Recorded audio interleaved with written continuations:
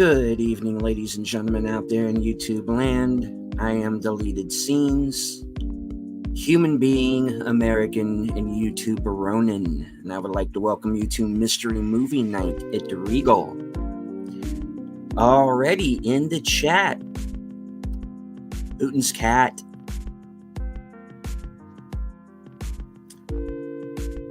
Loyal Blue Wrench, channel member, the bird woman of YouTube, Connie Cleary. Look out for her second channel, Fluff Chick Productions.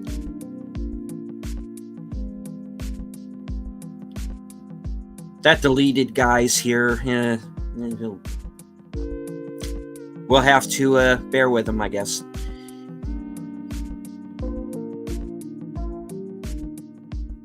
Host of Films with Friends, where I will be appearing this Friday at 8 p.m. The movie will be Solomon Kane, the creator of the 10-word review, Big Al Presents.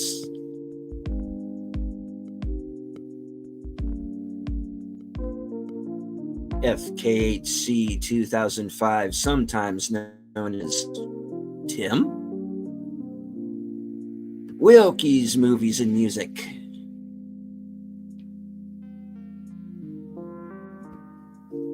All right. My co-host, who's probably wondering how she got talked into this, even though this was partially her idea. The reason why I know you're all really here, Sense Corner. It was a mutual decision. A likely story. I deny that completely. That is not true. No, it was a mutual decision. And the individual that we have sucked through the fourth wall and is now part of this foolishness, our special guest for the second week in a row, who's probably not going to want to speak to either one of us after this. Off the cover himself, a la ball. Well, hello out there, all the people out in Radio Land. This is Off the Cover. Oh, you sound like you're broadcasting for coast to coast. I hope. East Coast, coast to coast. Thank you. All righty. Another mystery movie. Indeed. So how's everybody doing tonight? Doing good. Awesome. Much better than last week. Yes, indeed. This was a very nice surprise. It actually kind of was. Yeah. All right. Before we get to the movie, we had a few things to say about some of the trailers that came before our film. And Paul, you had a trailer that I know I didn't get, and I don't think Sin did either, based on what she was talking about. Nope. Tell us what you know about Firebrand. Yeah, so looks to take place in the Middle Ages sometime in, I guess, Western Europe. Some sort of, palace intrigue sort of story with Alicia Vikander and Jude Law. And it looked pretty good to me. Historically accurate. You're not going to see, dumb race swaps like Yasuke from Assassin's Creed or Black Vikings. So far from the trailer, it looked pretty good. And Alicia Vikander, I mean, gorgeous. And you said that it didn't really indicate much what the story was about, which I have no idea. I love it when trailers do that. Yeah. I mean, it looked like a lot of like family drama sort of thing, but you don't really know what the plot line is. Yeah, so I don't know. It looked good to me. It was just playing as I was sitting down, and I was like, "Oh, what's this?" Because I purposely showed up a little bit late because I didn't want to sit through 30 minutes of now. So the previews. I don't know about tonight because I showed up like a few minutes late. But when I saw Kingdom of the Planet of the Apes, the amount of trailers was 27 minutes. Yeah, sometimes they push that 30-minute. Well, sometimes they don't start until 10 minutes after. Yeah. And then you're like, okay, well, this movie's not going to be starting until 30 minutes after. Yeah. It's supposed to. That's super annoying. I don't like that. Yeah, so that was, I only caught maybe I caught another trailer, but I can't honestly recall. I think it might have been just those two. This Lena Dunham movie where she plays like a Polish American that goes to Poland in 91 with her father or something. And her father like lives there. Yeah, I mean, I understood the Polish parts because I speak Polish, but it looked awful. It looked awful. And Lena Dunham is a horrible human being. So like zero desire to see that. I don't know why she's getting, allowed to make movies. Yeah, it's interesting, isn't it? Yeah, Poland was cool in the 90s, by the way. Yeah, Poland was cool. I was there in 92. It was pretty cool. Everybody thought like I could say anything and people would like believe me about life in America. It was really funny. I was like, yeah, there's like an automatic potato peeler where it peels it for you and it cuts it up for you. And I'm like, clearly there's tools to do that, but it's not automatic. But everybody was like, ooh. Okay. Random story. We did have a quick question in the chat, and hello to Enigma Severus and also to the viewer Drew, who has this question. What's a movie you think is good but has a forgettable villain? There was something that came to mind when I saw it, and now I forgot what it was. I forgot what I was going to say. Putin's cat is saying Poltergeist. Poltergeist. I have to think about that for a second. I'm cycling through the Marvel movies, I guess, because that's pretty. Yeah, Malekith in Thor: The Dark World was pretty forgettable. Christopher Eccleston. Yeah, there you go. Oh, yeah. I had forgotten who the villain was in the second movie. I only saw that movie once, I think. I was not super impressed with that film. Yeah. The viewer Drew says it's okay if you disagree with me. Mission Impossible 4 is a great movie, but the villain is very forgettable. The villain was a character named Kurt Hendricks, who was played by Michael Nyquist. May he rest in peace. And the reason why he's a forgettable villain is because they cut out the scene that explained his entire motivation. Oh. That was Ghost Protocol? That was Ghost Protocol, yeah. Why did they do that? Man, I don't know. Yeah, there were like a number of scenes with him that. So why is that not in the movie? It just now he just looks like somebody who wants to nuke everybody, and his plot is kind of like a Thanos-like plot in a way. And the final film doesn't explain that. Do they not have like a director's cut version of it where you see more? Not that I've seen. That sucks. Yeah. I mean, all anybody really remembers about that is the whole Burj Khalifa scene. Anyway. Oh yeah, right. Yeah. You talking about the building? Yeah. Oh, that scene still makes me nervous every time I see it.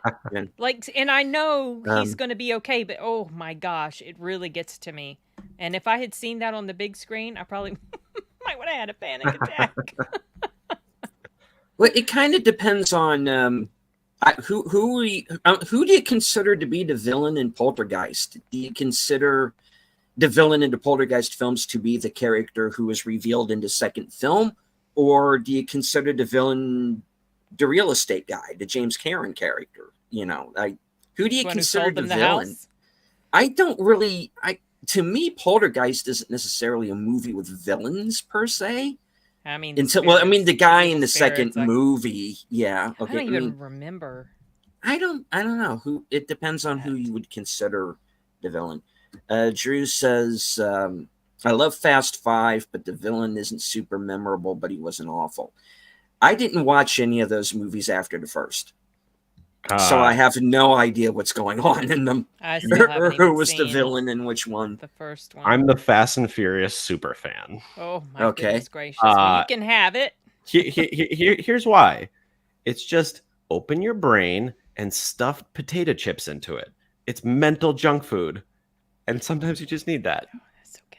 And Fast Five is actually, I think, the best in the series. It was very cool plot. It's heist movie. I love that movie. It was great. After that, they kind of fall off. Okay, he's considered. Yeah, Kane. Well, the thing is that the first Poltergeist movie doesn't bring up Kane by name. You don't find out about him until the second movie.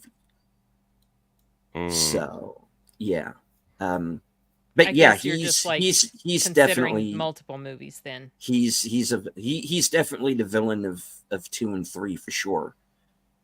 But when it comes to the first movie, you have to pretty much consider the spirits themselves the villains, I guess. Somebody was holding Carol Ann in the first one. Yeah, but we don't know it's Kane until the second movie. It all gets retconned is the thing.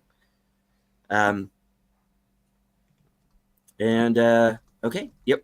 Well, okay. We don't want to give that away too quickly. Sorry. That's a spoiler. You popped it up before reading it. Okay. So we have John Luke Durham in the chat. First time I'm seeing him. Hello. Welcome to the program. Hello. All right. Let's see. Yeah. Somebody was bringing up the nice guys in the chat. I'm trying to remember who the ultimate villain of that piece was, because there were kind of like a number of people who turned out to be rather villainous, and you think David in the nice guys, and you think David Dastmalchian's kind of at the head of the whole thing. Gosh, I forgot he was in that. And then you think Keith David is going to be the villain, then he gets taken out. That movie was crazy. They have the whole out in the hotel, which is crazy because they're in the glass elevator and they're just seeing the guys go out the window and they're just like,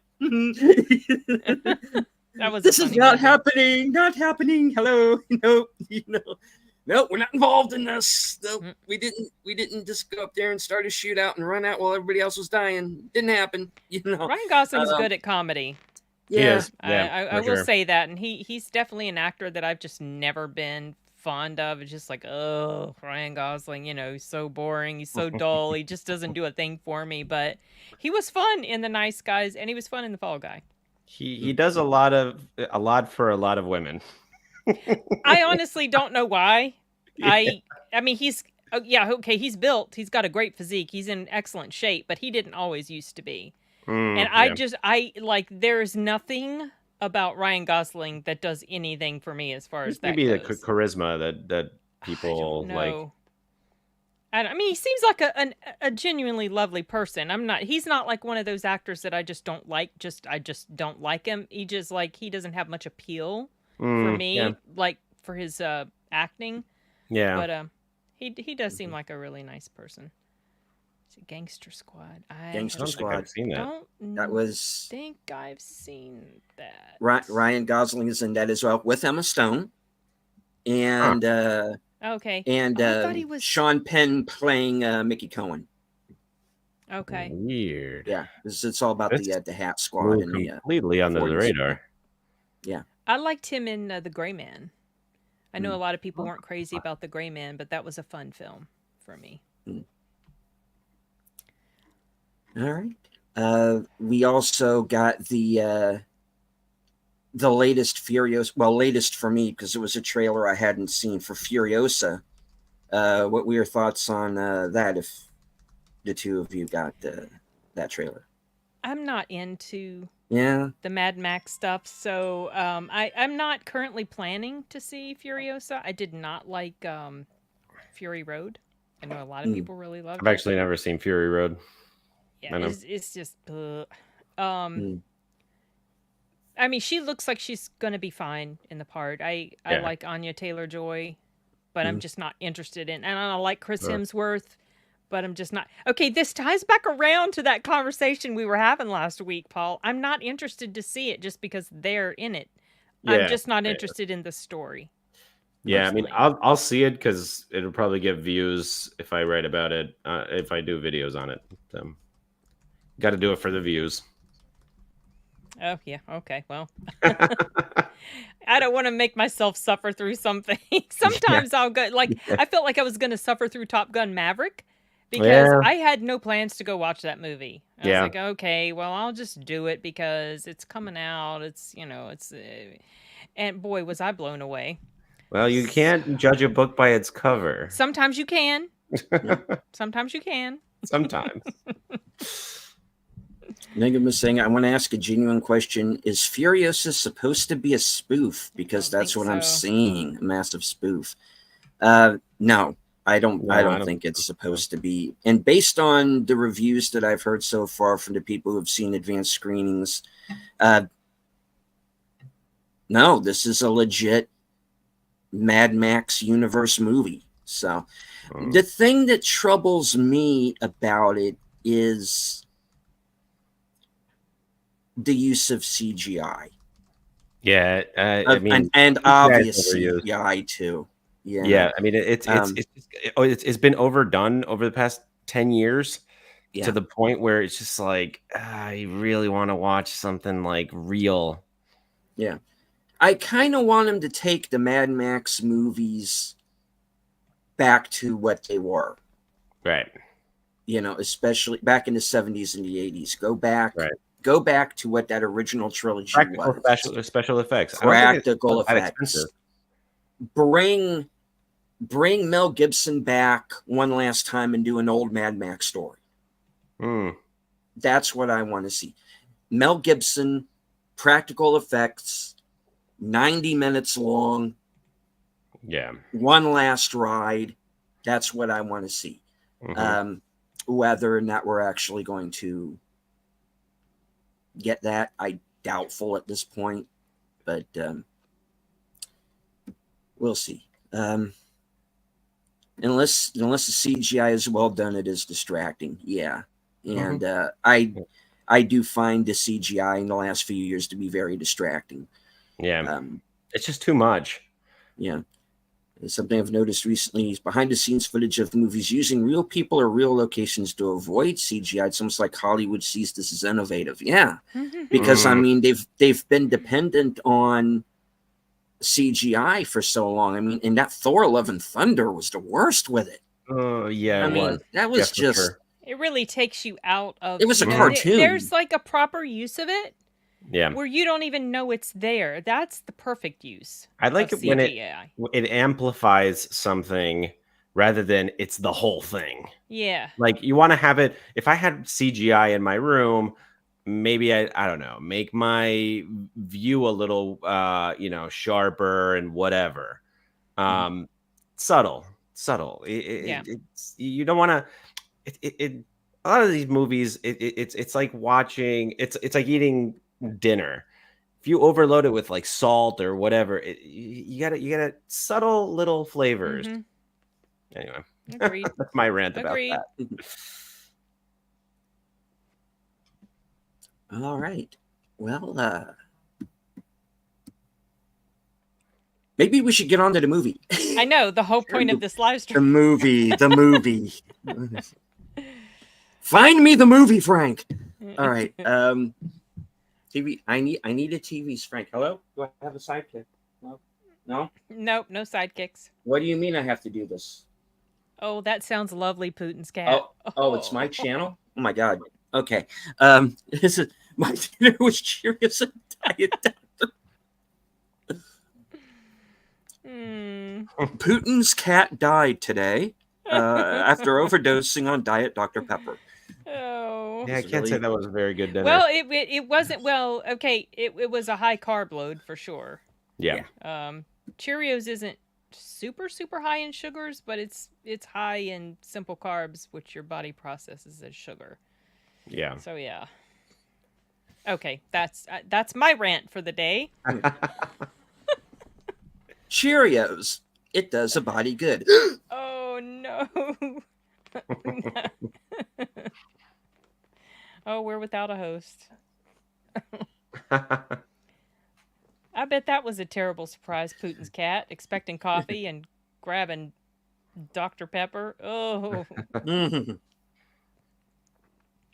Well, Sin, I actually took your advice this week, and I actually brought coffee with me to. Oh, the did film. you? I brought yes, mine I too. did. Yeah. Okay. So I which is love my good because coffee with movies. I really needed it, and Did you? okay, and well, without further ado, folks. Hey, okay. Stop it, you idiot! You're killing your own show. All right. Here we go. And Cat's already been let out of the bag accidentally. Was sort of accidentally let out of the bag and in the chat. And tonight I was correct. Tonight's movie was. Yep. Oh, damn it! Tonight's movie was Ezra with Yes. Bobby Cannavale, Rose Byrne, Whoopi Goldberg, Jimmy Kimmel, and Robert De Niro. Robert De Niro, yeah. Well, Jimmy And what's her Kimmel face? was only in there like He was a little bit, He's in the post credits. And what's her Vera Farmiga? Vera Farmiga. Ah, that's who it was. Yeah, I was like, I love that actress. I just couldn't remember what her name was. Little bit part in it. Yeah. No, not that Enigma. Just kidding. I ate his liver with some jelly beans and a carton of fruit juice. Yes. The entire book of Ezra from the Bible. Yes, actually. No. No,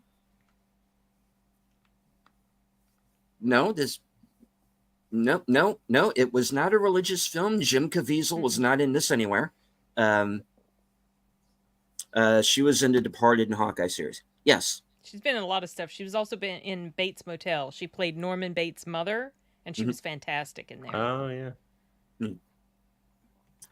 All right. Well, and this is a story of a New York comedian and his autistic son who, after a chain of events,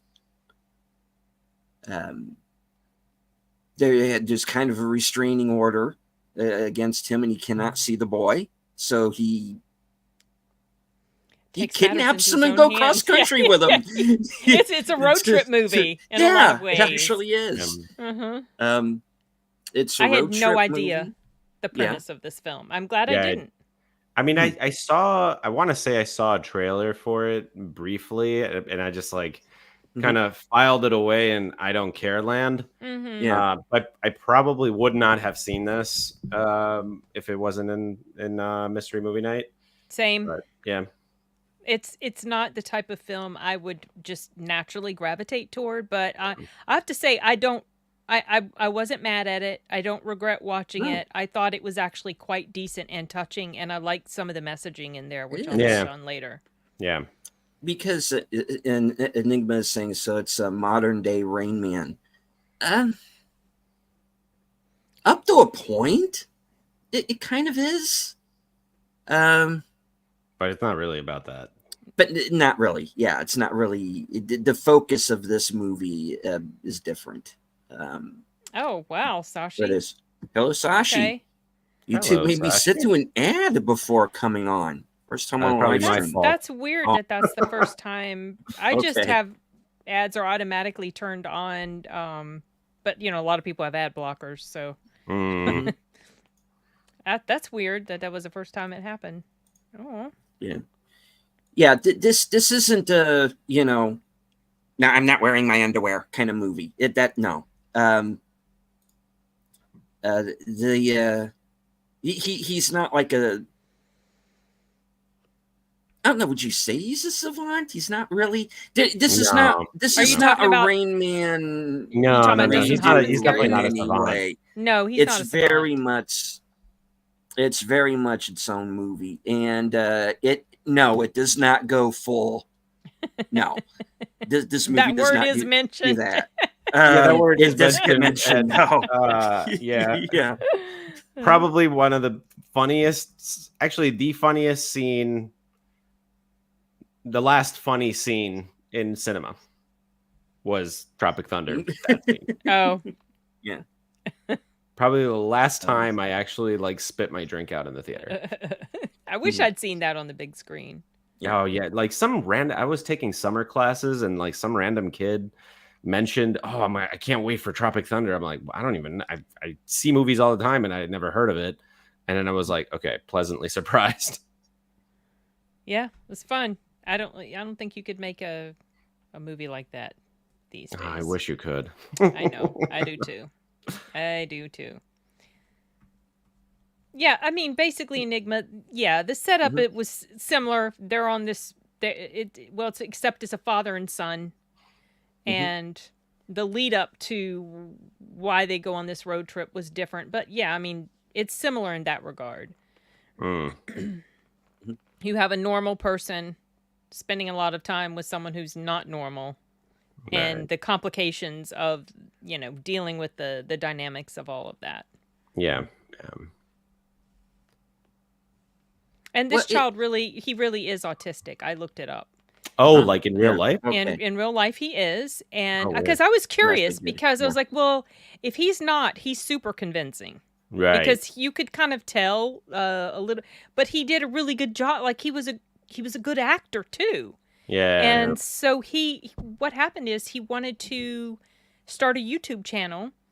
And so he just out of the blue decided to kind of help the YouTube channel. He was going to audition for a film role. He'd never acted before in his life. Oh, wow. So I was impressed. Yeah. I mean, the kid did a good job. I think everybody did a good job in this movie. Yes, agreed. Yeah. I'm not a fan of Whoopi Goldberg, but she's in fine. There she didn't bother me in this movie. No. Yeah, actually, so Robert De Niro, he's said some pretty ridiculous stuff. I mean, I think Trump completely broke his brain or something, but he's not so off-putting that I can't stand to watch him. Right. And Whoopi Goldberg, she's kind of in that same category. As she's sometimes she says stuff that's like, okay, I totally agree with you, and then sometimes it's like, where in the world is your brain at? But it was okay. Like it wasn't miserable to watch this movie because of them. And I wasn't sure because there are some actors that's like I dislike them so much I don't even want to see a movie. But that wasn't my experience with this, so I was happy about that. Yeah.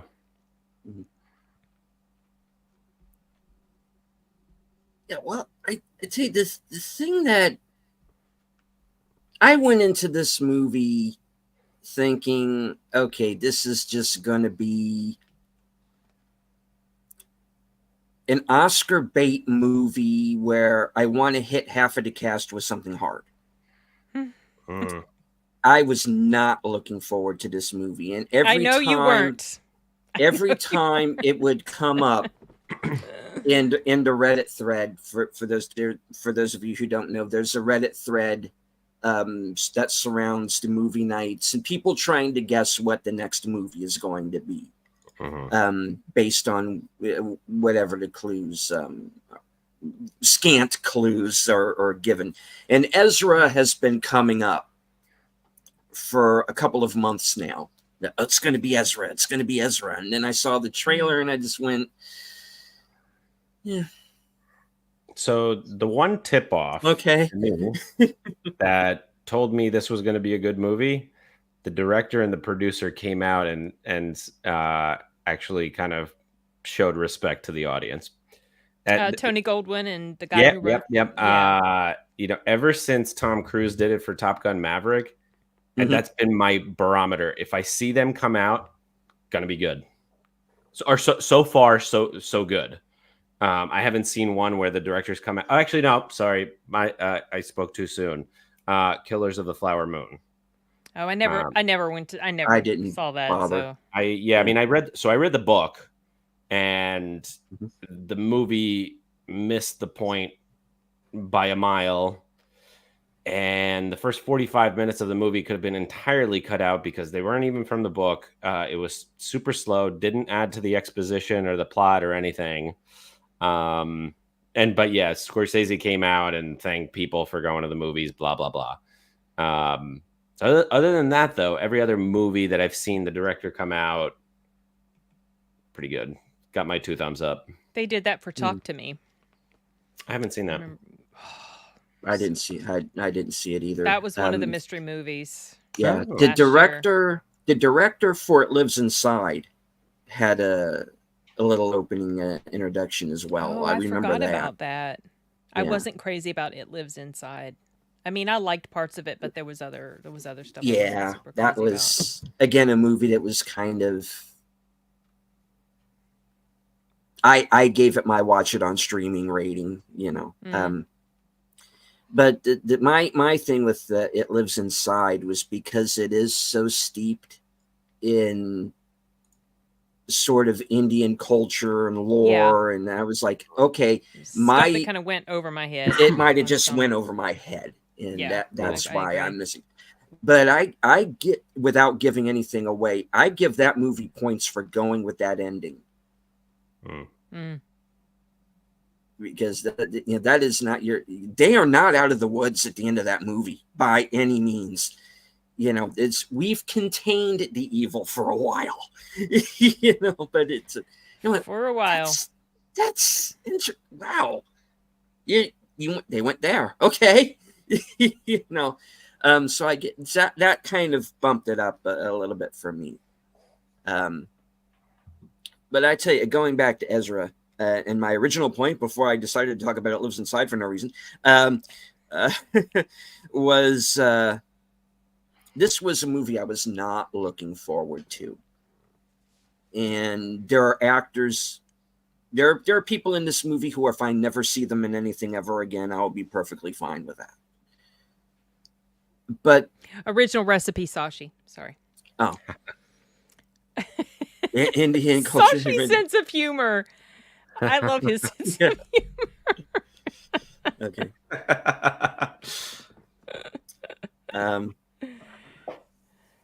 Okay, so go ahead. Sorry, deleted. No derailment yet. No. Let's see. Not yet. Since playing your cards in the middle. Deleted is just taking lead, so I didn't know off the cover. Is my first time observing. Oh. Okay. All right. Well, so again, this was a movie I was not looking forward to. And then there's a point where it was really starting to get to me and make me think. Yeah. That's for sure. And yep. I definitely went through a lot of emotions throughout the movie. Yeah. So like there was one scene in the woods where I like in my head I was like, just do what the Spartans did. Let them get eaten by wolves. But then it's his kid, Paul. I know. But then I dropped the baby. I don't know why. the one scene where I like started to tear up was the scene with the horse, and it was just like show people compassion. Yeah. And that's like a very important message especially in today's world, where that girl showed the kid compassion in like a way that nobody else was able to do. That one, I was like, okay, fine. Like maybe I was wrong about my Spartan thought. And I kind of teared up. I was like, okay, like, yeah, you have to like show every human compassion. And the animal help too, because animals can help people a lot of times. People that have certain things that they're dealing with that maybe human interaction doesn't do it, but an animal can help. Yeah. And so there was something about the horse. It was very like I didn't hate the movie, but I wasn't like fully hooked until he kidnapped the child. Yeah. And it's this is going places. This is interesting. So we're going on a road trip. Yep. And the dynamic between the father and the son. So something that I really, really appreciated about this movie was the positive messaging of a father that's there. Because he was trying to be the best father he could be, and he had his own issues. You know, his father had issues. He had issues. Oh yeah. He like there were parts where the main character would actually piss me off because he would create situations where there didn't need to be a situation. Right. Like the time in the when his father comes up to him in the restaurant. You know, because he sees him. And he comes up to him in the restaurant and he starts to like immediately just want to go into fight mode. I'm like, shut Yeah. up! He's trying to talk to you. Yeah. Shut But up. I think that, and that's part of like That his was just their nature, psychology. Yeah, exactly. I mean, I get it, But but it was like, that was the moment where it flipped. yes, And he started to they had go this through, and that there's the character evolution that I really like to see, that I haven't seen in 15 years. Yeah, I mean that's Yeah. the thing that this movie They all had has character something. growth. They all had character growth. Remember character arcs? Remember those? Yeah, Been a while. yeah, it's been a while. There's a lot of heart to this movie, and that was what to me was missing from the movie last week. Right. Yeah. Was there was no real heart to it until like literally like the last 5 minutes of the movie where they finally decided, okay, we're going to grow up now because we kind of have to because we got to take care of these kids. Yeah. You know, right. And so we are now forced grudgingly to adult, you know. Yeah. And this is a movie that actually all of the characters, all of them, in particular the leads, have arcs. Yeah. Yeah. You know, and interesting arcs at that. Yes, you know. I'm just glad Robert De Niro showed up for this movie. He's actually really good here. He was good in here, right? I mean, that's the old stuff. He played a similar character in Silver Linings Playbook. Oh, wow, he played the father. He does, but I felt he had a little bit more to do here. Yeah, he did for sure. There was more of an arc to this character than the character in Silver Linings. Although I might be forgetting something. I haven't seen that movie in a while. There's there's with every character there's payoff. Yeah. Yeah, yes, definitely, especially with the little boy. Yeah. It's like, wow, this is and I liked that. I liked how everything resolved. I liked that the mother wasn't an outright bitch. You know, right. I mean, she really was trying. You know, I. The thing is, I could feel and empathize with both of them. Yeah, I knew where they were both coming from. I got why the father did what he did. I got why the wife felt the way she did, and I just felt like how the whole thing wrapped up between them was lovely. I mean, it was just I really enjoyed it. Yeah, it was very touching. And even Tony Goldwyn's character, who could have been that stock,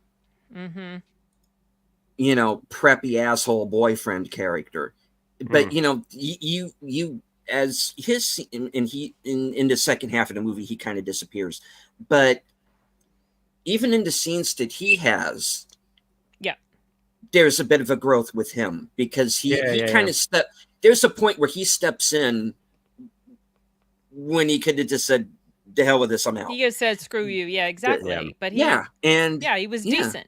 He was. Yeah. Yeah. The other thing I really liked. Oh, sorry. The other thing I really liked was that all the locations were, for the most part, real. I can confirm that was the Hoboken Police Department. You know, on the next adjacent street to Washington Street over there. And it was the Comedy Cellar, which I don't know if you guys know. It's a very, very famous comedy club, tiny little place in like near NYU, where basically you go there and then maybe Jerry Seinfeld shows up to do a set. Yeah. Just completely random. Like Dave Chappelle just shows up, does 20 minutes. That's funny. So it's a very, very famous club, and that was the place. If I recall correctly. I haven't been there since before the pandemic, but so you weren't snapped out of the moment like some of the stuff that happened in Babes. Oh yeah. No. I was just like, okay, it's Hoboken. I know it. Not my favorite place, FYI. I hate going there. Oh my God. And there was a slight little scene where they show the PATH train that goes between Manhattan and Hoboken, which I'm gonna go off on a little rant here.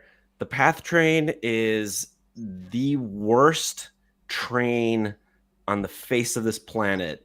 it carries like the dregs of society. Oh dear. It is now, mind you, during commuting hours, it's just like random people going to work. What I'm talking about is what happens after 10 p.m. Ugh. You don't want to be on that train. Yeah. Ever. But I really appreciated that that it was, it was real. I don't know why Rose Byrne would want to buy property in Hoboken. That's like the worst place to buy property long term because it's extremely prone to flooding. Was she in Hoboken or was it? Yeah, she was in Hoboken. Yeah, and they both were. Okay. There was like a little line that she was on the phone with someone making an offer on a house, and it automatically made me think back to Hurricane Sandy, which back in Hurricane Sandy was in 2012. But back in 2008, I want to say the History Channel or maybe Discovery or something did this documentary series of like possible apocalypse disasters, and NYC hurricane was one of the things, and like everything in that documentary episode happened 4 years later. So essentially, like New Jersey sets up a wall, and then Long Island sets up another one. Hurricanes spin in the direction, and all the water goes into that corner. And guess what's in that corner? Hoboken. So Hoboken got annihilated during Sandy. I would never buy property there. Wow. Sorry, that's my local. I mean, that's interesting. Rant. Yeah.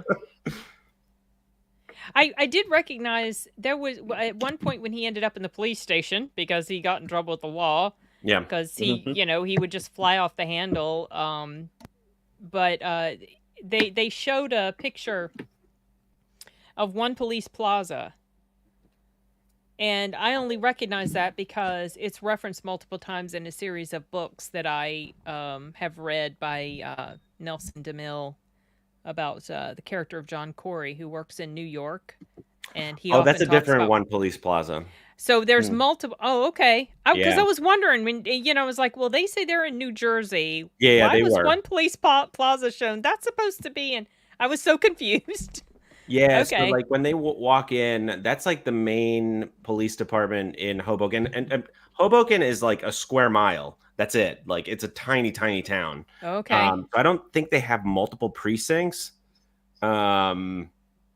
Yeah, but that was definitely the place. Like, because there's a parking garage across the street, and my buddy loved to park there, so like we'd always go out and whatever. And I distinctly remember the police station there. That's so crazy that they would have the same name. These two places. Yeah. Yeah, I mean, but One Police Plaza is in downtown Manhattan. Right. Yeah. And hello to my partner in crime, the toxic gunslinger himself, Jedi Bill. What was the mystery movie last week? The mystery movie last week was Citizen Kane. No, I wish. Yeah, the opposite of Citizen Kane. It was a so-called comedy called Babes. Yeah, it was terrible. Yeah, Don't waste your money on so that. much better. And the comedy in here was actually funny. Yeah, it was. Yeah, because it was so realistic. Like when like Robert De Niro, sometimes his scenes were really funny. Some of the stuff he said, and that whole running joke about the skillet or the pan that guy had. He gets in the car and he's holding the pan. Okay, that's funny. Yeah. No, hang up. You've got my pan. I do not have your fucking pan. And yes, he did. That funny. That whole Rainn Wilson sequence was spot on. I didn't even realize that was him until his name popped up at the end. I was like, oh, that was him. Okay. Yeah. I really like Bobby Cannavale. So as soon as I saw him on screen, because I there hasn't been anything that I've seen him in that I didn't like him. So he was in Mr. Robot, played like a super creepy person. Amazing. if you guys haven't seen Mr. Robot, amazing series. And then he was also in the Bill Burr movie, Old Dads. Oh, okay. And he was I didn't watch hysterical that, in that. Okay. Hysterical. So like the guy has like really good range. I really like him. And this continues the streak because like he did a really good job with it. Oh yeah, I was impressed with his performance. He could be funny, but he could also be very dramatic. And some of his scenes were quite touching. You know, he was I really felt the stress and strain. I mean, it's challenging enough to be a parent of a normal child. Let's say I'm normal, you know, because we all have issues. I mean, my son Arturo, you know, he's dyslexic and he's got some OCD going on, so that's challenging, you know that. And my daughter, anxieties and things like that happened. The cause of that was like online bullying when she was a kid. So it's challenging enough with kids that don't have the types of issues that this child had. And so I really could, I got the strain. I could totally identify with the emotions that both of them were going through, both parents. Yeah. And actually like the opposing viewpoints of like how to deal with the situation were also pretty poignant. Like, and I really liked that dig at Pharma from Bobby Cannavale. Like when he was like, no, you're just a drug dealer, which like that is a thing. They do push drugs on kids. Like back when at what is the 80s, early 90s, they pushed Ritalin, then Adderall. I don't know what the hell they push now. It's, you know, you should whatever they can. I mean, it's out of control. It really is. That's because when they brought up the drug that's in the film. Oh yeah. And I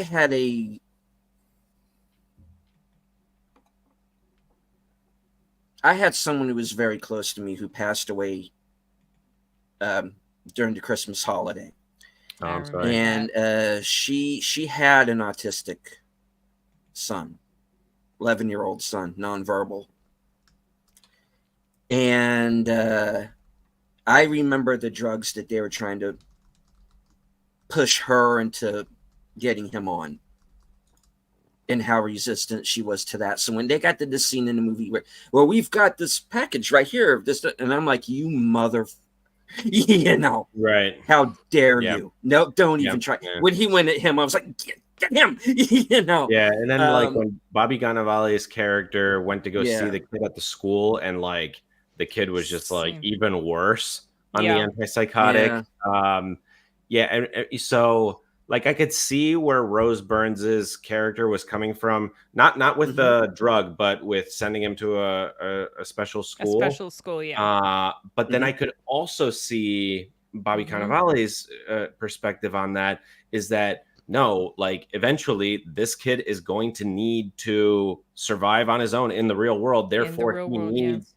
exposure therapy, essentially. It just made me think of this one quick personal story. My mom's got this like long time friend who is, I want to say, pushing 90 and still working. He's a doctor at the hospital. Like he's pulling in shifts because his adult son, who's I want to say close to 50, is mentally handicapped, not autistic, but like the for real kind. Oh, sorry, I said that wrong. Not autistic, but just I don't know what the correct term is, but you know, mentally he can't function. Not there on his own. I don't know. Forrest Gump, I guess. And so like there's that struggle for parents that, and I mean, and it's basically like any sort of malady, you know, medical or psychiatric, where I guess I could see the parents' like number one fear, and that it came through more with Bobby Cannavale's character, is that eventually the parents are not going to be there anymore, and they need to take, and they need the kid to be able to survive on its own. he or she. And so I could see a lot of where Bobby Cannavale's character was, and if it was me, I would be siding with him. But yeah, I mean, I don't know what the hell I would do in that situation. Well, I mean, that kind of touches on what I had mentioned of how I could actually understand both of their perspectives. He wants his child to be able to function in the real world. Right. And her mindset was, well, he's just a child. We can send him to this school where they're equipped to try to help him learn how to function in the real world, Right. And so I sympathized with both of them because that's one of the things I loved about this was that there was no enemy in here as far as the wife or the husband. It was just it's a slice of life movie, like real life, it's real and raw. It was messy and beautiful, which is what life is. That, yeah, essentially. So I wanted to bring this one up because I know, Sin, you're a massive fan of horror. Yes, I do like so horror. as soon as I was maybe half an hour into watching Ezra, and memories popped in of the movie called Still Alice with Julianne Moore, Alec Baldwin, and Kristen Stewart. Oh, if I saw that, it's been years ago, and I don't remember much about it. So I went to see it with an ex-girlfriend. It was the second movie she took me to. The first was Gone Girl, which is like not a date movie. So Alice is also not a date movie. No. What the hell, man? Yeah. This is one of the many reasons she's an ex-girlfriend. That she's an ex, okay. Yeah. But so Still Alice, just in case nobody knows about it, Julianne Moore plays this professor, very successful, who gets diagnosed with early onset dementia. Okay, yeah, I thought it was something about and that. Then yeah, it's a beautifully filmed movie. The cinematography basically follows her decline, and yes, it's a drama movie, right? But I took it as it's a horror movie because it's a horrific thing to have happen to you. So I also took Ezra to be a horror movie. Like, I don't have any kids, but I pray to God that this doesn't happen to me. Yeah, you could feel like even he knew that he had issues, and sometimes his bluntness was funny. Oh yeah. But like the kid, you could tell, like he knew. I thought that scene where he hugged the girl. Oh yeah. And then the little punk kid came along and made some sort of joke, like picking on him, and his comeback to that guy I thought was perfect. Oh yeah. It's like, this is harder than you think for me. Right. So it's like he knew he had these problems, and how sad that must be for a child that's kind of or anybody as they grow up into adult to be trapped in that type of thing. And some people obviously they call it a spectrum because some people it's very, very mild, and other people it's debilitating. Yeah. Mm-hmm. And the other thing that I liked was they showed Ezra what he was going through in terms of like getting love and care, but they also showed the parents, like, because touch is extremely important. I don't have any kids, but I know it's just common sense.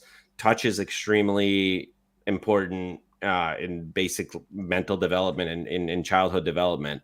And you could see the pain in Bobby Cannavale's character when he tried to like hug him in bed. That was sad. He's like, you can go now. You can go now.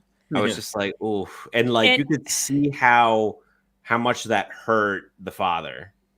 But also that was like the first step in you noticing that the child was at least making an effort, because he felt his father touching him, and he like had this grimace. It was so unsettling to him, and he put up with it and put up with it. Like before he was like, anytime they touched him. But he endured, and then finally was like, okay, you can go now. But that was kind of a big step for him. Yeah. That little moment. Yeah. And yeah, I thought I did write down. I wrote the word sad down specifically because of they, as parents, they wanted to embrace their child, hug their child, and that was just give like the a child love. note. Yeah, because they're good parents, But that was just that was really sad to me. But how many parents aren't they? I mean, both parents in this movie acted very intelligently and maturely, but how many parents don't? That's the thing. A lot of them don't. That's why you have so many screwed up people in society. Right. And you have an absent parent. That was kind of touched on, and the absent.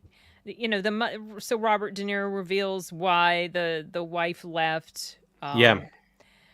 No excuse for her. Still, I don't give a crap. Yeah. She, whatever. You got to make it work. You could see the issues that this caused in the main character. Lifelong issues because that were caused. he was led to believe that he was the reason his mother left. Yes, and this is what kids, many times think when there's something that's happened between the parents, they think it's their fault.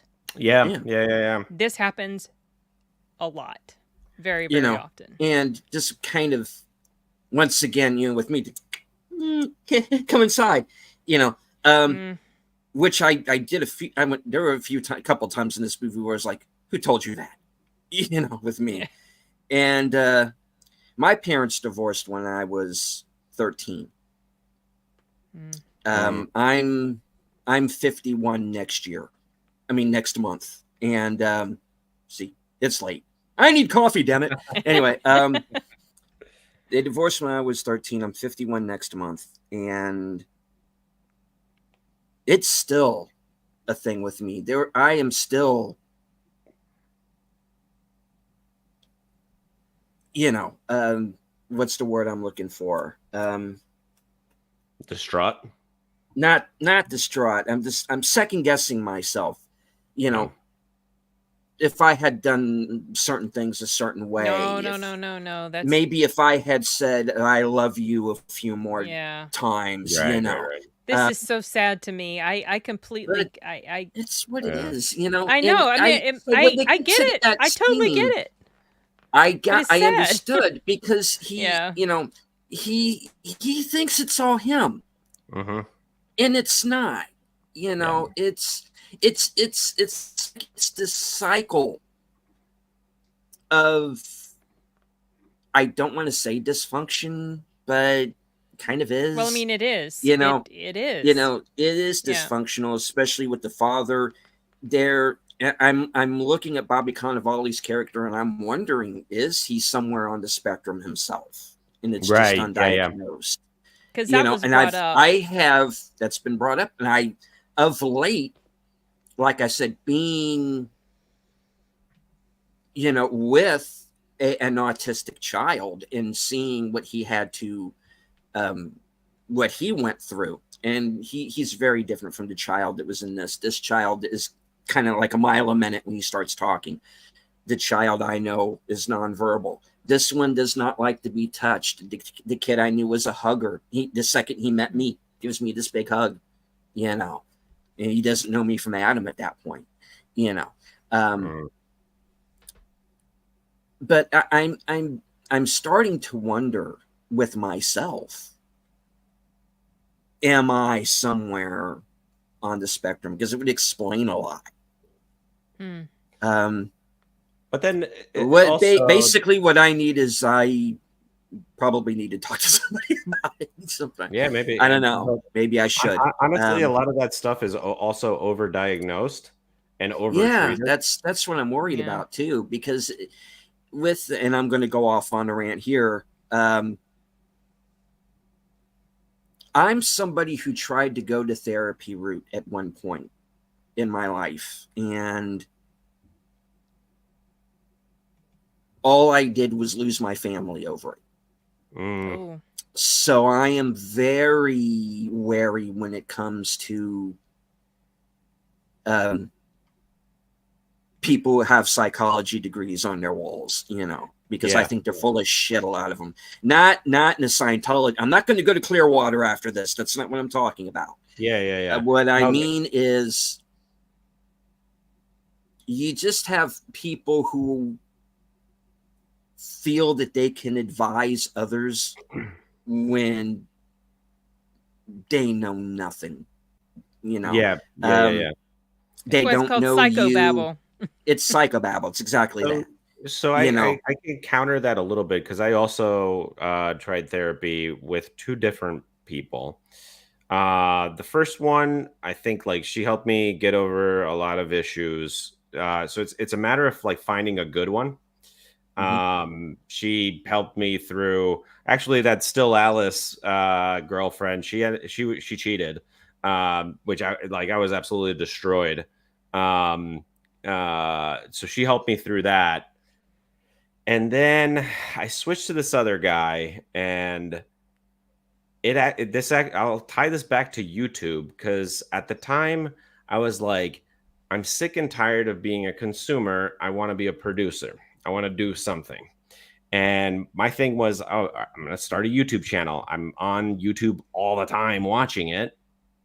And so my first like foray into YouTube, I'm not going to reveal the channel name. I also deleted the channel, but it was going to be like political commentary, economic commentary. But I thought better of it because at the time I worked for the government, so I don't want to get fired. You didn't want to come from a around and government bite job. you, yeah. When I criticize the government. And so he was like, okay, what? Like the psychologist was like, okay, whatever. But what a good psychologist would have said, well, okay, maybe you don't do political news. What else do you like? You see? So I could have started this channel 7 years ago.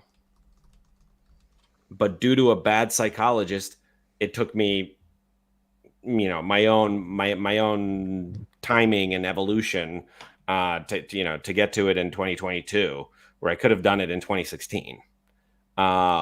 So to say that all psychologists are bad I don't think that's what he was saying. Yeah, no, I know. Like, but you have to be careful. You got to pick the right I'm one. just saying the ones that I have been familiar with, not good, right? No. That's my point. Is you have to have a really good one. Like that, you have to have somebody. That's why, like the first one was an old lady, or older. She was in her like late 60s, maybe early 70s. So she had some life experience. Plus, she had that like motherly instinct. That comes naturally. But then the other guy was like younger, and I mean in his I guess 50s, maybe late 40s, and so I guess didn't have as much life experience. But yeah, like some are just not good. Case in point, I could have started this channel 7 years ago, but yeah, you have to find a good one. Then there's also other ways to self-medicate, which we talked about last week. Which no shrooms were harmed to make highly this recommend. But yeah, that's my take on psychology. Yeah. So I don't know if you guys knew this, but the fella who wrote it or something, this was actually based on, sort of inspired by his own experiences and dealings with his son who's on the spectrum. So yeah, I mean, and I think that experience clearly shows. Yes, because like it captured the full emotional range of what a human parent would be going through. Yeah. Anyway, I definitely, like you said, not something I would have gone to see on my own, but I was very pleasantly surprised at how good this movie was. So this Yeah. is a recommend for me. Yeah. Yeah. Character drama, but very touching, very sweet but sad. Yeah. Just there's a whole range of emotions with this film. Yeah, and I like the message. A lot of the Yes. messaging, because like there's a lot of different messages in this movie. Not different, but a lot of distinct messages in this movie. And yeah, I mean the delivery was good. Mhm. It really showed, yeah, what it would be like, and it's very real. Um, yeah, and speaking of the messaging, uh, it brought you very naturally into that point where you have to be compassionate for other people that might be going through something, right? Because you never know like what somebody's going through, what's happening in their life. um you know uh yeah, so it just teaches you a little bit of compassion Mhm. that you should have for your fellow human beings. Yeah. Yep. I'm glad we all liked it. I Yeah. was wondering how Deleted would feel because I knew that he didn't want to see it.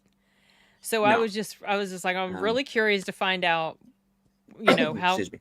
what he thought by the end of it, what he came away with. Yeah. So Well, because I went into it. The trailer for this movie makes it look like it's an Oscar bait film, and that was my Yeah. main issue with it. As I was like, just really, it's just going to be this. You're going to be held emotionally hostage throughout. And it's just like, it's like Sarah from Midnight Screenings. It's going to be one of those movies that gives her a stomach ache. you know. I wonder if it will get any Oscar appreciation. It's too early in the year. Yeah. All that stuff comes out October, November, December, or even January. I see this movie getting lost in the shuffle. Yeah. Which would be unfortunate because it's worth seeing. Yes. Yeah. And absolutely. A wide range of emotions watching this and seeing a movie that has some heart to it, where there is character development, and it's the old days where you weren't lectured, but there's something you could learn from there's it. There's a message, even though there's not like an agenda. Hit over the head with it. Yeah. And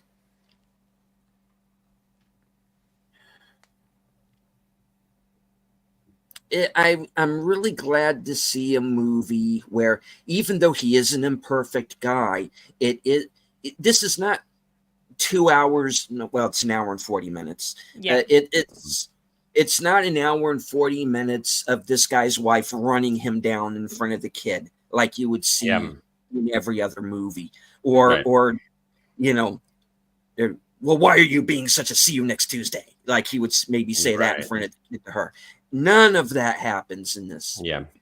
It was very respectful.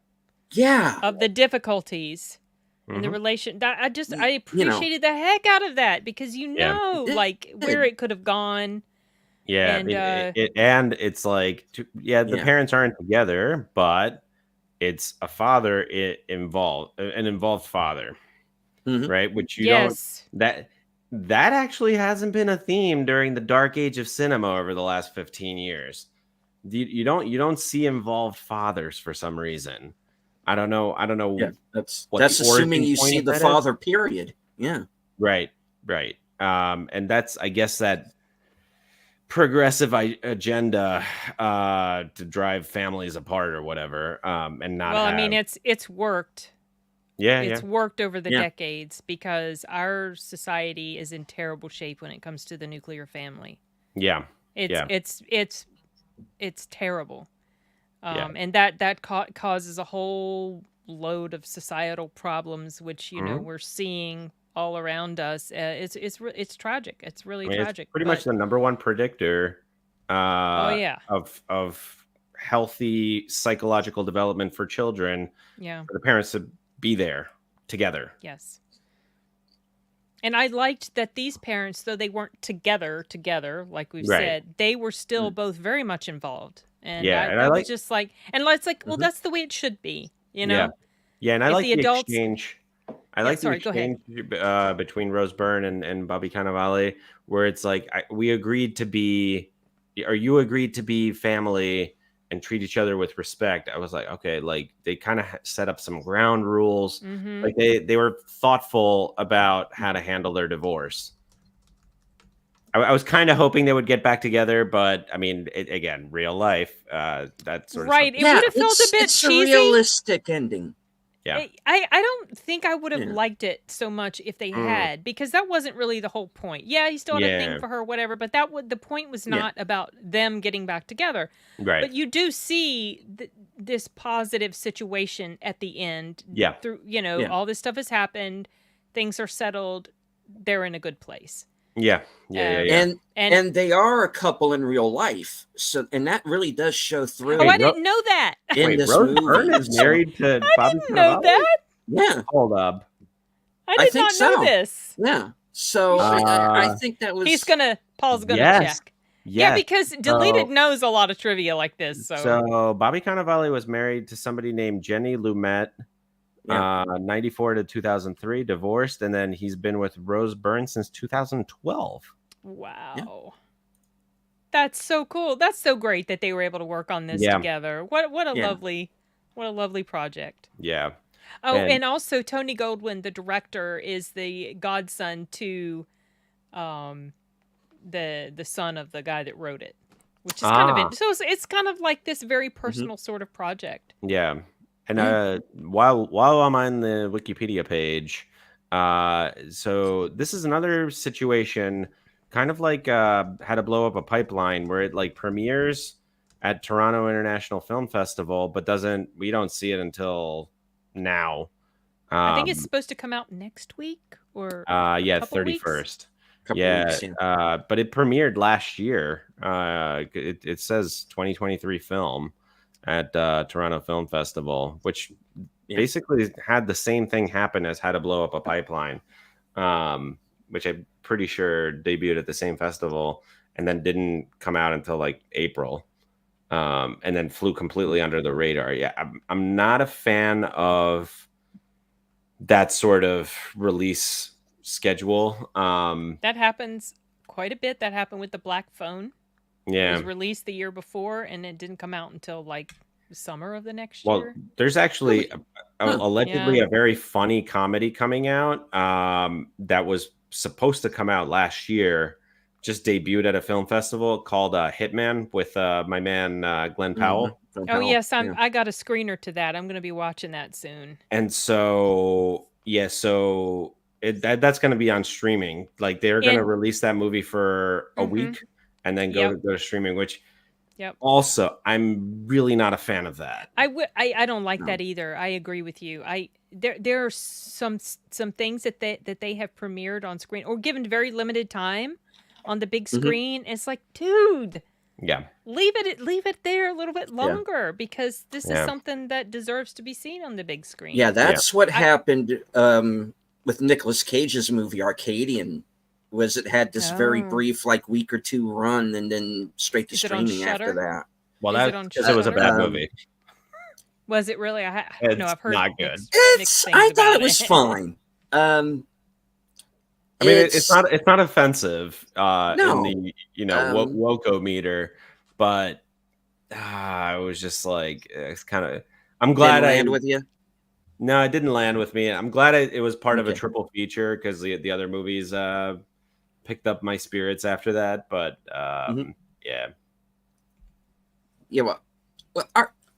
Arcadian was kind of like one of those movies I was talking about last night, and I was going to bring up Arcadian during that show last night, but I've seen that as well, and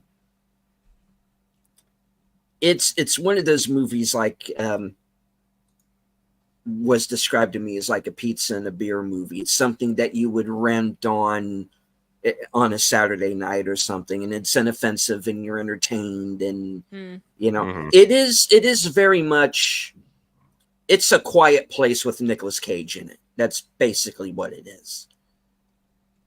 But the monsters are scary as hell in that movie, because this like tiki alligator jackhammer thing, and it's I feel like just, I'm gonna need to check this out, because I've heard so many different perspectives. Like, some people really like it, some people didn't. So, well, it's Nicolas Cage, so I'm kind of down for it. Yeah, I mean, probably the draw. If it was anybody else, yeah, it's a rental. I dug it. It's a rental. It's fine. You know, in my opinion. Was there was a movie you were going to bring up during the stream? Some movie that you mentioned before we started. Wait, me? No, deleted. I thought it was deleted. Was it? You said something about last night or today? No, like tonight. You were going to mention it. We were going to talk about the trailers, talk about Ezra, and then you were going to bring up something. That's supposed to be coming out.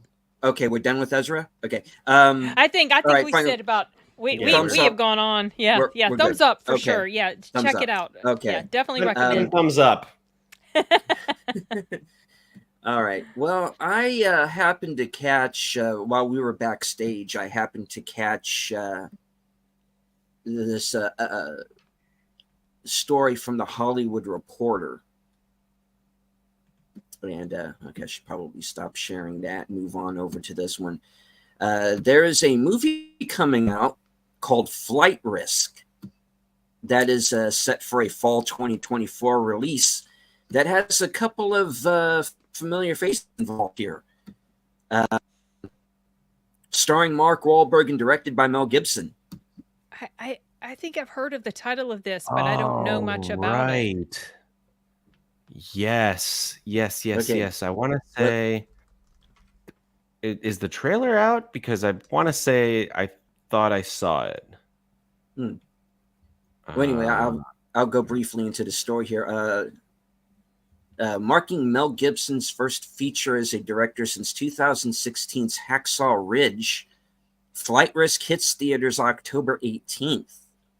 The film has a script from Jared Rosenberg and counts Gibson as a producer alongside John Davis and John Fox for Davis Entertainment, in addition to Bruce Davey, who's his producing partner, who goes all the way back to his first directorial feature with him.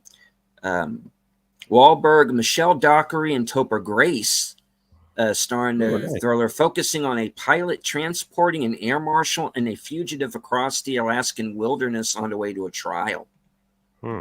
So I was like, okay, I'm in. Yeah. Yeah, definitely. All right. I mean, say what you want about Mel Gibson, love him or hate him, he's one hell of a director. Yeah. And you can see where his I'm beginning at that age where I'm forgetting words. You can see who has influenced him through the years. Clearly Richard Donner. I mean, you look at Braveheart, and there's very much Richard Donner's directing style in that movie. He's worked with some greats, in front of him, behind the camera, and it's obvious that he learned from them. So I'm really looking forward to this. Wahlberg's good in an action movie. I don't mind Wahlberg, to be honest. Yeah, he's fine. So the last few movies of his flopped. But there was one where he was like a secret agent or something, and his family didn't know, and he takes them on like a road trip to Vegas. That was actually pretty enjoyable. What was that? Let's see. Family Plan or something like that. The family, yeah, something like that. So it's like an action comedy. Action comedy, yeah. It was enjoyable. Okay, I'll put that in my. I think it was like a Netflix kind of thing. Okay. The Family Plan, yeah. Okay. Oh, and then he was in Arthur the King, which was also very enjoyable. Yeah, that was one of the mystery movies. Yeah. Yeah, I dug it. That was good. Okay. All right. So I'm that's one for the watch list, I think. Yeah, put that one in my watch list. I just want something like an indie film like How to Blow Up a Pipeline again. That was so good. I stayed away from that one because I did too. Yeah. I know it got high praise, but I had zero interest in it. I heard it was well made. I just was like, no, I know I'm not going to like these characters. I'm not going to like the plot, not the premise. You guys haven't seen it? No. Really? I have had zero desire to watch that movie. It is incredible. I've heard people really liked it. Yeah. I would. You always give me recommendations. I'm going to give you this one. I don't know, Paul. I just know just like with Barbie. Yeah. Like a lot of people love Barbie. Oh, this ain't Barbie. This is not Barbie. But I know. But I mean, the point is, like, I just have this.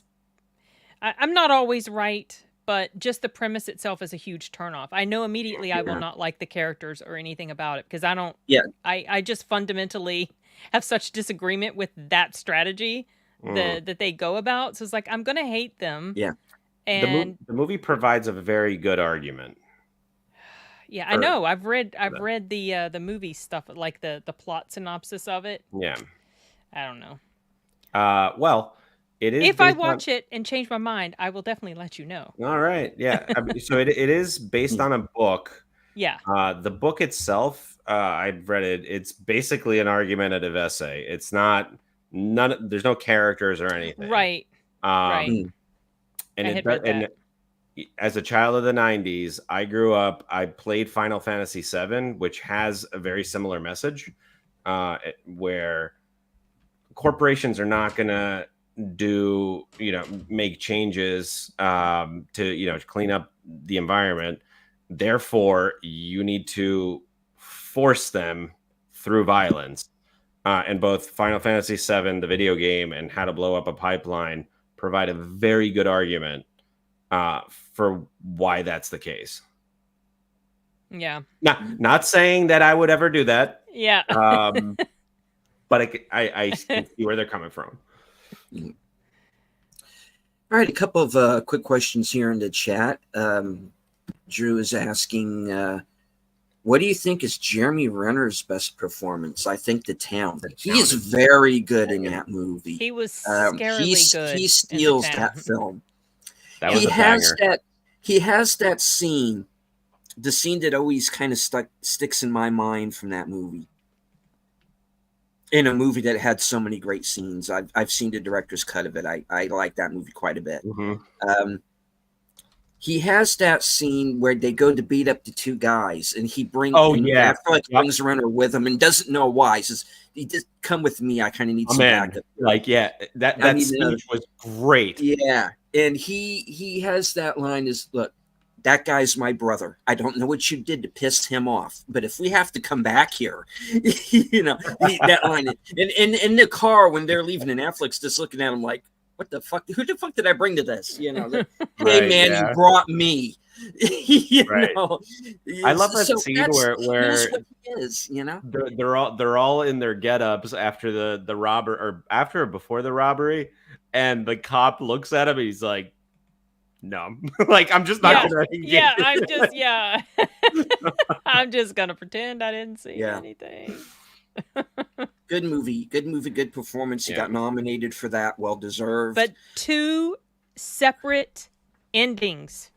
Oh, really? Because there's my son had never seen it, and so we watched it for because we had a series where we would do a live stream on every year from specific decades. We started with the 80s, we ended in 2009. And one of those years was the year that The Town came out in. And so I watched the copy we had on Vudu, which was like, I don't know, director's cut or something. Mm-hmm. And Ben Affleck's character dies in the end of that. Mm-hmm. I was like, what? This did not happen in the original. So I was like, Well, I didn't like that at all. So yeah, pick whichever one you feel like is. That was not. I did not like that. Because in a way, it's kind of like there's one version is the metaphorical death, and the other version is a physical one. The actual, yeah, right. Yeah. Right. So it's kind of like I Am interesting Legend film with two different endings. That's right. Which I guess the alternate ending allows the sequel. Yeah. Right. And I heard that they were making a sequel. They are. Yeah. So how are they going to explain this?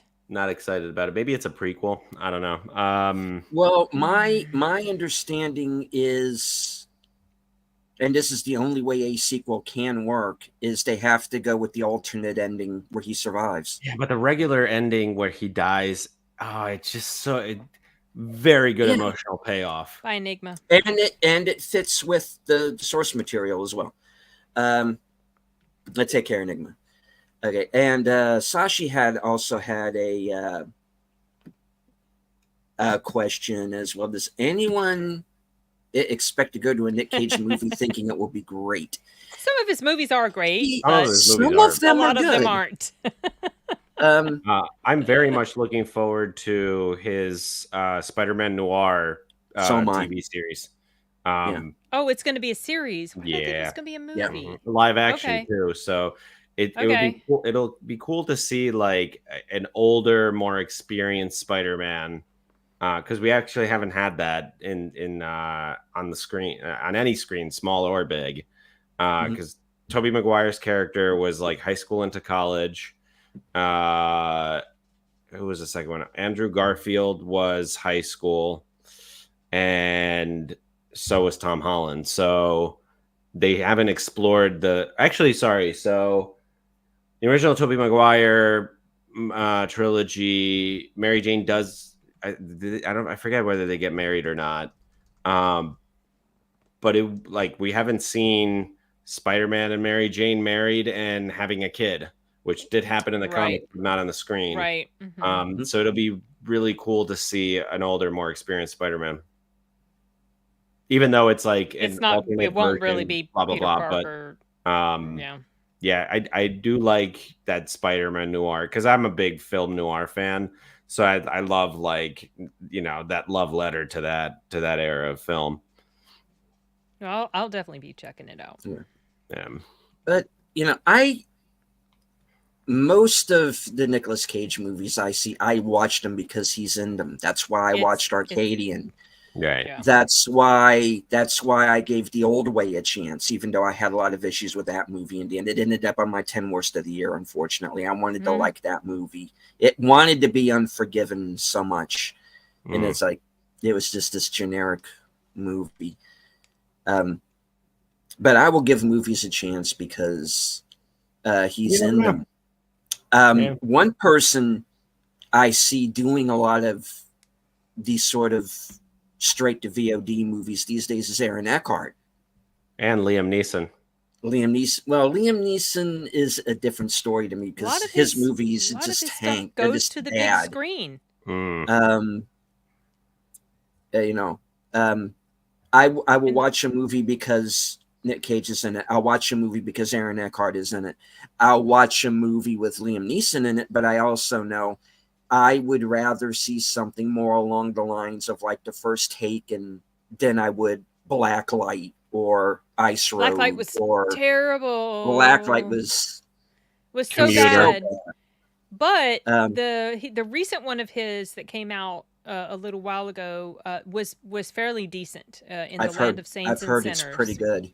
Yeah, I was pleasantly surprised at how decent it was. I had been hearing some good buzz, and that's why I decided to go watch it.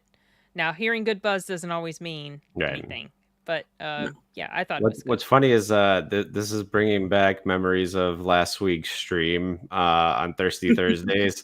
Where Badger and Kyle got into it. Yeah, we're back to that. Back to About that. no, nobody sees movies for an actor. Like, well, that's not technically true. Not Some people everyone do. clearly deleted does. I got the point he was making, but I also got the point Kyle was making. That No, this situation where I understand, but there are still some actors out there who, as far as I'm concerned, have held on to a certain amount of goodwill, you know, and I've noticed that a lot of them are the ones who are not on social media. they're the ones that don't open their mouth. Yes. And say dumb stuff that's going to alienate half their fan base. Like Chris Pratt. Doesn't say anything. Yeah, he doesn't. Well, he wears a T-shirt and people get pissed at him because it's a libertarian-oriented T-shirt. So automatically he's a bad guy. Because he's a Catholic or some sort of Christian. Yeah. Something. And apparently you're not allowed to, have a religion other than the secular religion of wokeism. Well, they were mad because he wasn't in. Was it because he wasn't endorsing? He wasn't doing something, so they tried to jump on what his political. It was like, well, he's just being quiet. He's not saying anything to stir it, but still, sometimes people find ways to stir up drama. At the end of the day, his father-in-law is Arnold Schwarzenegger, so he doesn't want to say anything bad. That's true. Yeah. Anyway, I do think it's best for them if they just don't. Yeah. Get into that. Leave the geopolitics to the geopolitics experts. Yeah. Even the experts are pretty idiotic, but whatever. But yeah, no, it's just largely uneducated actors being all stunning and brave to get up in front of a crowd of an entire room that agrees with everything they say. That's not stunning and brave. Exactly. That's just that's a big turnoff for sure. Like I said, that was almost a sticking point for me in this movie because I'm like, okay, which Robert De Niro are we going to get in this movie? And I'm like, look, I just want Travis Bickle back. Okay, look from Midnight Run. Was that his character in Midnight Run? Taxi driver. Look, Taxi driver. Okay, take this 38, go shoot that pimp, and shut up. Okay, go back to what you do best. And and he did. He did in this one. He did in this, actually. Yeah. There was a scene with him that really like plucked at my heartstrings really hard. And then that scene like at the Kimmel taping or whatever. At the end of that scene, that was woof. I had to pull out my tissue. Yeah. So. And Guillermo in a double role. Who? That little Kimmel sidekick guy. Oh yeah, Guillermo. That was funny. That was funny. Yeah, stay a little bit past the credits because there's a scene with Kimmel, which was funny. Yeah, Kimmel himself is not funny. No, he's not. But he wasn't. He was fine in this. This particular scene. Inoffensive. Yeah. Yeah. He's kind of like Patton Oswalt in Ghostbusters. He's just right. Oh yeah, that's what exposition, and he's. I try to forget that movie exists. Yeah, that's. I've kind of had a change of heart a little bit when it comes to that movie because it's the lesser of the Ghostbusters movies, and I don't count that 2016 stuff as a Ghostbusters movie. I haven't even seen that. It's a separate thing. I went to college with the girl that wrote that 2016 one. Oh, really? That's funny. We smoked some wacky tobacco in an attic at a party my freshman year. I had a huge crush on her. I was like, oh, she's so pretty, but yeah. Then she did that in 2016. Oh. Well, I remember the first time I saw Greta Gerwig in a movie, which was this House of the Devil, which was this real slow burn. Wait, she was in that horror movie? She was in it, yeah. Who did she play? The friend? She was the best friend, yeah. Okay. And has the biggest holy shit moment in the movie, and that I think makes everybody jump when they see it. But been a while since I've seen that. You know, and I remember, oh, okay, she's coming off very likable here, and then like, oh no, you know, oh no, she's just going to be one of these little blonde women who's going to tell Noah Baumbach he's so fucking brilliant, you know. And I'm like, okay, well, so much for her, I guess. Right. You know? Marriage Story. You want to see a filmmaker lay themselves bare and put out their entire psychology out on a film? Watch Marriage Story. Oh, there you go. It's all that whole movie is just about you and Jennifer Jason Leigh, isn't it? Oh, I had no I idea. had no idea. I was not even interested in the movie. Yeah. Who? I mean, Who? I didn't like it actually. Jennifer when Jason I watched Leigh it. and who?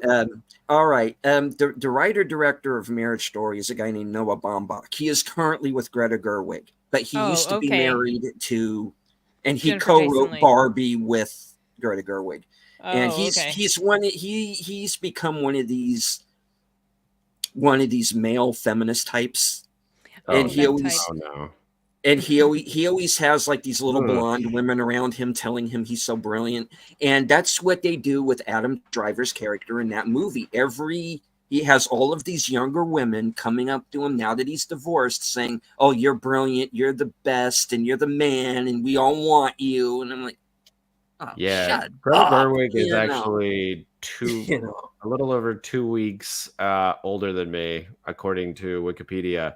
And Noah, my man Noah, is 54. So that's creepy. You're veering into, hey, you could be her father territory. Yeah, and that's, well, you know what's creepy? You know what's creepy? A union that is super creepy to me is Aaron Taylor Johnson and his wife. That is very creepy, and that borders on very weird. Really like grooming. Because how much older? He was 18. Yeah. And she was in her, 40s? There's like a 28 something year, 26, something? 20. Yeah, it was, no. Yeah. And he may have even been younger than 18. Like, they may have met before he was even of legal age. But I think they became, an item when he was like 18/9. That does happen, like that young guy, older woman. Yeah. Like the president of France married his teacher. Yeah, that's just who was disturbing. like 39 years older than him. I can't. No. That brings back memories of that whole nastiness with that teacher, Mary Kayla Turno. Yeah, I remember that. I follow. So I remember that too. That's what May December's based on. She did. Die? She did. Okay. Yeah. From like cancer or something, right? Yes. Oh, okay. I think it was colon cancer or something. Mm. Yeah, she did. And I saw videos of them interacting with each other at some point, like after he's an adult, they're married or whatever. She's out of jail finally, and they're together. Mm-hmm. And boy, the dynamic in that relationship was just toxic as hell. You could see it. And that's why May December was just so creepy and gross. I actually haven't seen May December. It was I haven't watched it yet. It was inspired by their story. Yeah. It's worth a watch, but it's disturbing. I was just like, it was just ick. Yeah. And then of course Natalie Portman, who I don't like, and that was ick. So, but it was, it was good, but it was disturbing. Well, sorry, that was a tangent, but no, that's fine. Every that's time fine. I see Aaron Taylor Johnson, I'm just like, that is really disturbing. I can't. Yeah. And then also, he hyphenated his name. They both have hyphenated names. Right. He took her name. Anyway, whatever. That's all interesting. Yeah. But to me, it just kind of makes me wonder about the dynamic. It's some weird power thing. Yeah. Or like he wants to be mothered. Maybe his mom wasn't around in childhood. Because going to like Freudian psychology, the most important person in a man's life is the mother, and the most important person in a woman's life is the father. Mm-hmm. Maybe there's some weird dynamic there where his mother wasn't around or something, and her that crap she did too with that kid from Oh, what was the name of that movie that I first saw him in with Steve Carell? It was like the spinoff of the Bruce Almighty, Oh, Evan Evan Almighty, Almighty. Evan Almighty. Oh, Yeah. mm. Okay. Well, this is taking a turn. Sorry. No, that's fine. Yeah, let's not go down the Sound of Freedom route. Yeah, because I think we know that there's a reason why that movie was in the word I like to use, suppressed, for a number of years. Yeah. I think it hit too close to home for some people, and look, I get it, and I've gotten into arguments with friends backstage after shows about, innocent until proven guilty, and I understand that, and I get it. I just did a whole show about it yesterday, and oh, that was the one where you were talking about O.J. Simpson. What's partially OJ, yeah, but yesterday I was talking more about Alec Baldwin than anything. Oh yes, yeah, that's right. But there is innocent until proven guilty, and like it or not, despite what you think of the circumstances, OJ was found innocent. Kevin Spacey was found innocent, not guilty. Deleted. Okay, innocent, whatever, not guilty. There's a difference between not guilty and Everybody, but really though, anybody with a rational mind, there was so much stuff that went on with that verdict. The jury nullification, the whole, Rodney King. There was all this stuff in there, but there was also like the prosecutor is like whatever San Diego State Law School versus like Yale and Harvard Law. You know what I mean? Like, kind of different some of the ballpark shenanigans that went on. Everybody had an agenda. That was the problem. Oh, yeah. Everybody had an agenda. You had the cops trying to be glory hounds. You had the lawyers doing their own shtick. Right. Alan Dershowitz making a name for himself from it. You had, well, he did that with Klaus von Bülow as well. Yeah. And you had a judge who should have shut that shit down right away. First he goes up on the bench. None of these shenanigans. We're going to get this done. We're going to get it done in a couple of weeks. You're going to lay out your case. You're going to lay out your case. And that is that. And he did, because he wouldn't have allowed cameras in. Because I would not have allowed cameras in. Yeah, because all that everybody made a show out of it. The thing with the glove, he was trying, remember that whole thing with the glove? Oh my gosh, what a showman. Must have quit. Yeah, and he was putting them on over, he was already wearing plastic, latex gloves, and he was putting this leather, and the leather had already been like wet and it had gone through all this stuff. So of course it's not going to fit easily. Plus they told him not to take his arthritis medicine. Or some sort of medicine, so it made it even harder to put it on. It was just like, oh my gosh. That's true. This is true, and a lot of times, in situations like with high-profile cases, a lot of times, not all the time, it's the money you've got. Yeah. So that's essentially what it is, But. All right, that is tip. I'm sorry. No, that's. We keep going. We keep going down that path. I know. It's almost tomorrow, so. All right, so I probably have to turn in soon. The one thing that I did want to bring up very, very quickly, just because we've hit on it, and I'm curious if either of you two saw it. Did anybody see the movie The Murder of Nicole Brown Simpson? No. Wait, is it the made-for-TV movie? No, not a made-for-TV movie. This was a movie by the guy who did The Haunting of Sharon Tate. Oh, and that was a terrible movie. Oh, and it was a terrible movie. Oh, it was awful. And no, I didn't. The guy does good documentaries, but the man cannot do a narrative film. And in that movie, they threw out the possibility that the Green River Killer, I've heard that whole thing, and which was just a very. I didn't see the movie, full disclosure, so I don't know there's like I've this. listened to like podcasts and stuff. There's a I'm not buying it. conspiracy. There's a Yeah. conspiracy theory No, that I the mean, he Green did River it. Killer, I mean, he wrote a book. If I did it, Yeah, or even OJ's son. OJ's son did no. No. He my the dude. my dad threw that out there. He said, "Who would Yeah, have that's been one of have the- similar DNA to OJ, his son?"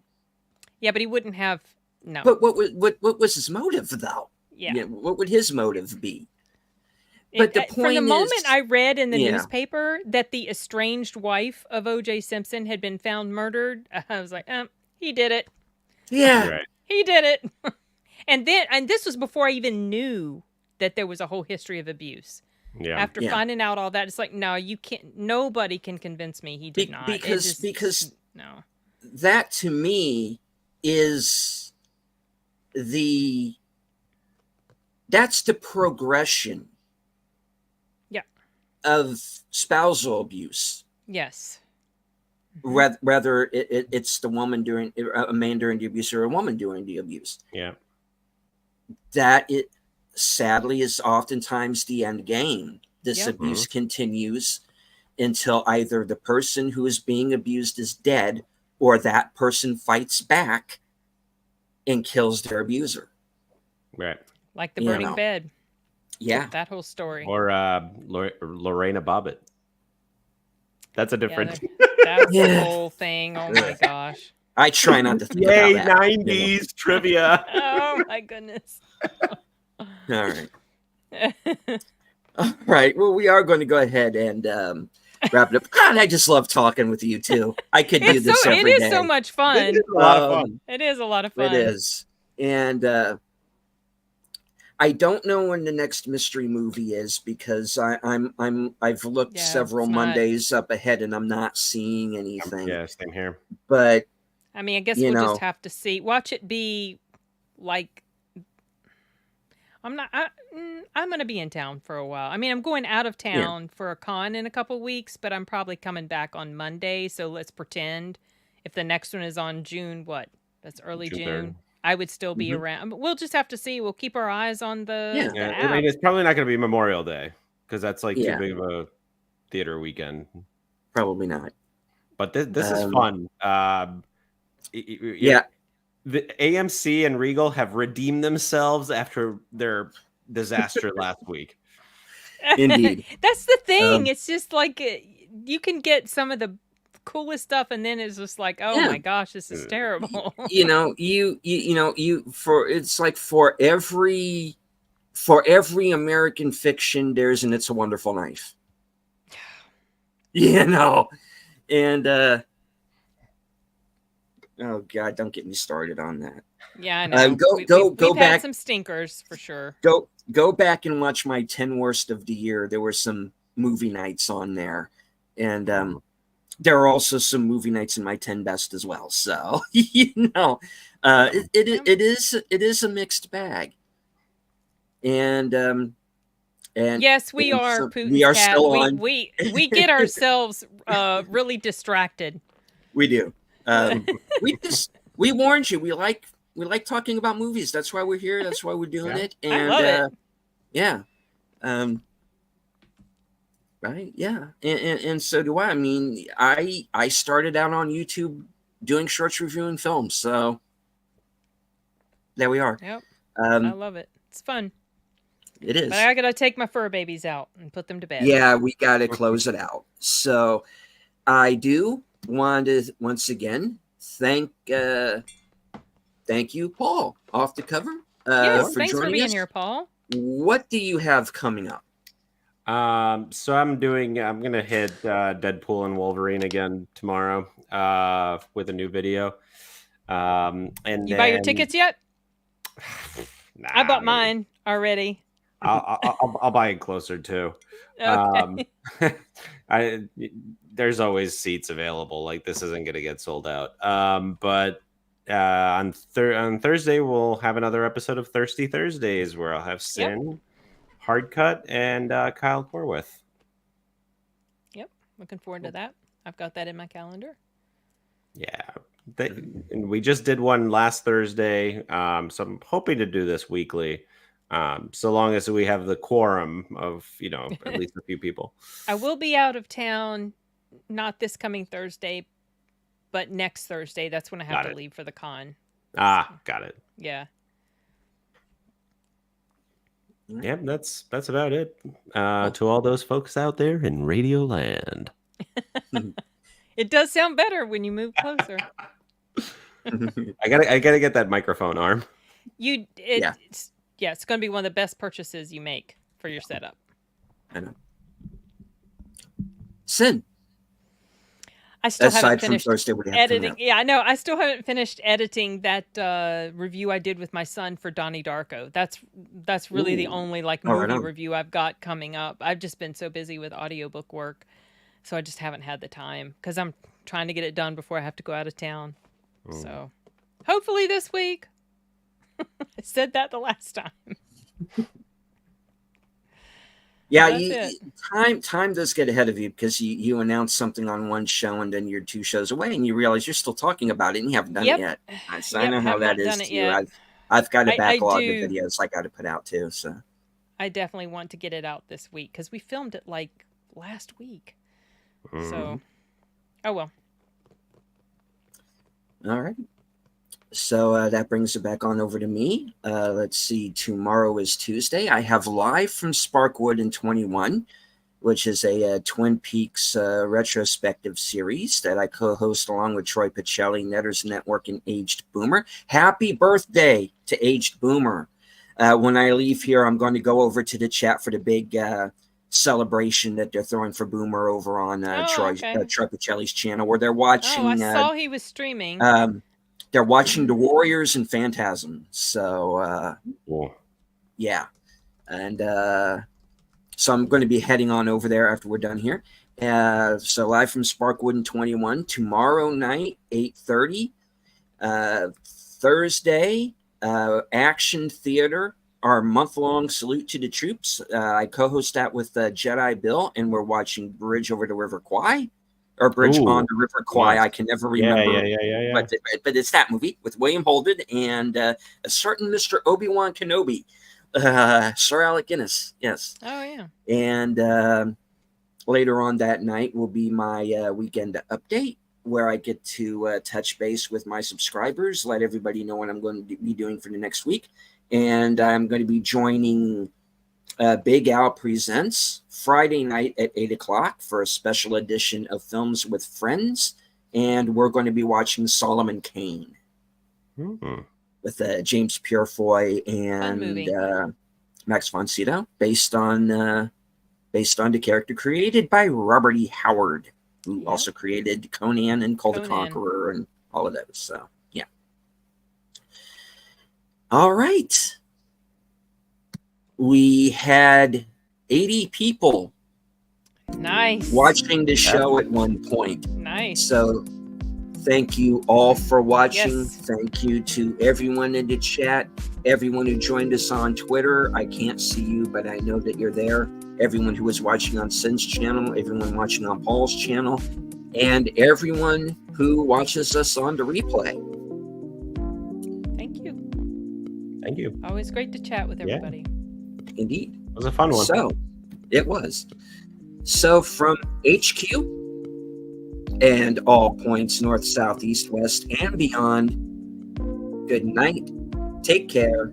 Stay strong. As Eric 13 would say, watch more fucking film, because this is how we win.